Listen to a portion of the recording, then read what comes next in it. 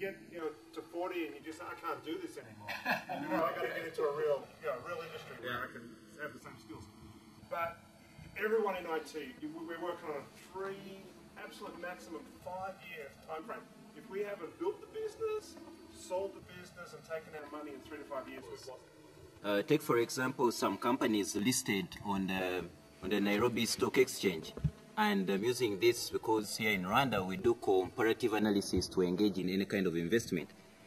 There is Eveready, which did an IPO in 2006, and from 2006 up to 2010 it has failed to really break through, meaning that the range from which the IPO each share was bought in 2006 to date ranges around 1 shilling, Kenya shilling, which is about 4 francs. Now, yeah, so of course, like yourself, some of us don't have the core background in finance, but we understand some financial analysis, and we believe in financial analysts to advise us. And somebody advises me that this is a good business, you could invest your money. Now, in 2010, I'm trying to figure out and looking at payback period. Am I really benefiting from such an investment?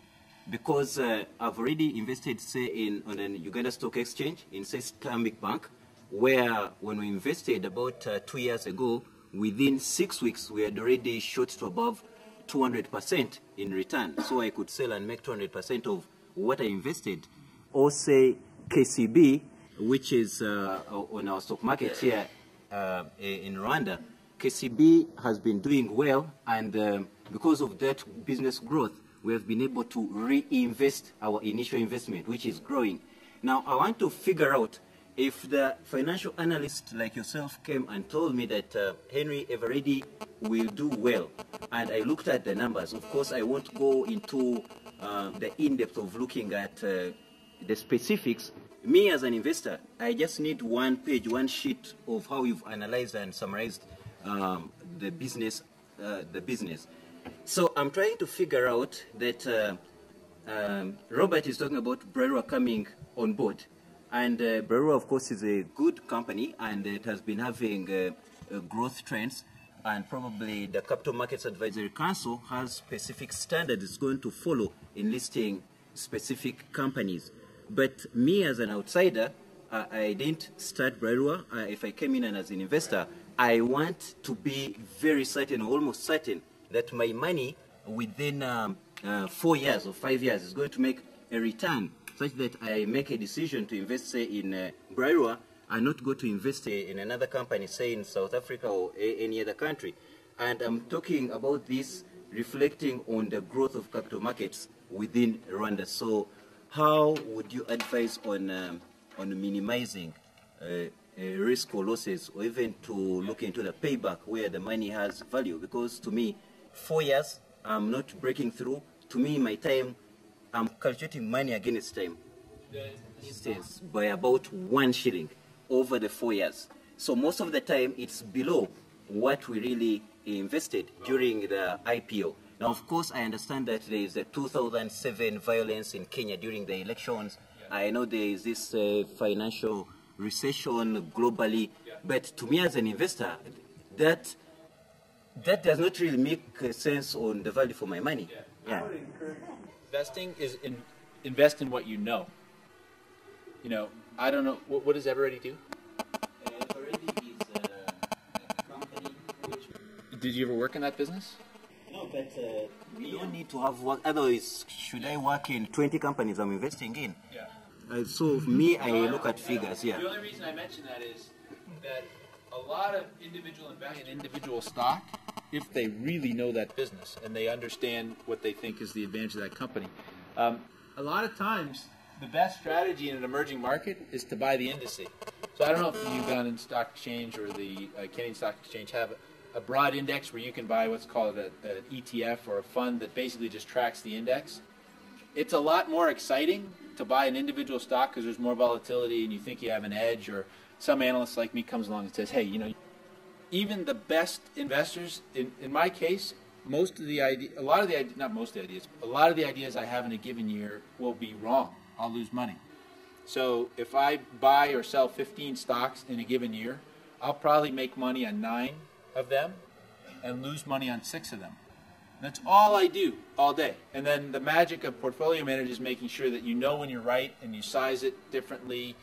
But as an individual, when I look at times I've invested outside of my core areas of expertise, I've had some huge disasters. You know, like work have gone bankrupt, gone to zero, and it just wasn't smart to use indexes. So the broad trend in emerging markets in the Rwanda stock market, if the economy is stable and the market protections are there, will probably be to grow. So it might be better just to buy indices and individual stocks. If you want to get in individual stocks, it's all about the discipline. Each time they look at an investment decision, they don't only look at the payback period. Like, they always go to sectors where that require a lot of capital investment, and in most cases you'll tend to find their payback period is not 1 to 3 years. We are talking of 7 years. And this investment strategy has worked well for them. So maybe I'm asking, when you're doing an analysis, sometimes it's crucially important to ask the philosophy of the investor. Yeah. What kind of investor are you dealing with? Yeah. And then the other thing would be like, there is no single item of analysis that can unfold the puzzle. Like, you can't only look at payback. There are a number of things that you need to look at. Maybe you mentioned of the return on equity. Maybe you also need to look at that investment. What kind of other returns, not only monetary terms, is it going to have? And then the other thing I wanted to ask would be, on debt, when it comes to debt, ideally what percentages would be ideal for investment? Are we looking at like 40% of debt, 70% of equity? Which, in your experience, what advice do you normally give? Something that I wasn't going to be able to sell for 7 years because it's private and it's growing. I wouldn't be doing that to make 100% of my money, so a 7-year payback. I would want multiples of that, because a lot of those businesses are going to go away completely. They're just not going to be successful. So private equity investors, the people who put the money into Google at the beginning, they put it into 9 other people who were also doing online advertising. They all went bankrupt, and Google made it, and Google made 1,000 times their money. So it's a different mindset altogether, but I 100% agree. You make a very good point. The debt issue, I would match to the industry you're in the innovation cycle. If you're in a business that every 4 or 5 years you have to reinvent yourself completely, you probably want to avoid debt almost altogether, and be cash funded as much as possible. If you're in a business like a utility business where 40 or 50 year assets that will be as useful today, useful in 30 years as they are today, you can have 50, 60% debt. Governments have a lot of debt because they have the entire population to tax. So there's a whole raft of business models out there that you can use as far as evaluating debt. I 100% agree there are many other things to look at besides payback. And one topic we didn't hit on at all, which I wanted to address briefly, is management. A private investor who's willing to give somebody money for 7 years to work on an incubate, they're doing a lot of this stuff, but really they're investing with the person. They're looking at the vision, they're looking at the track record. They're saying, I believe in this person because they've been successful before, or because their idea is that good and that innovative, and I want to partner with this person and see them be successful, and ultimately we'll make money together. It's a whole different thing. But when we talk to our investors about how we invest their money, we always say management is number one. You can have the best business in the world and an awful manager, and he'll destroy it, or she'll destroy it. You can have a mediocre business and a great manager who can wring every dollar out of, blood out of a stone, as it were. I don't know if that's a phrase here.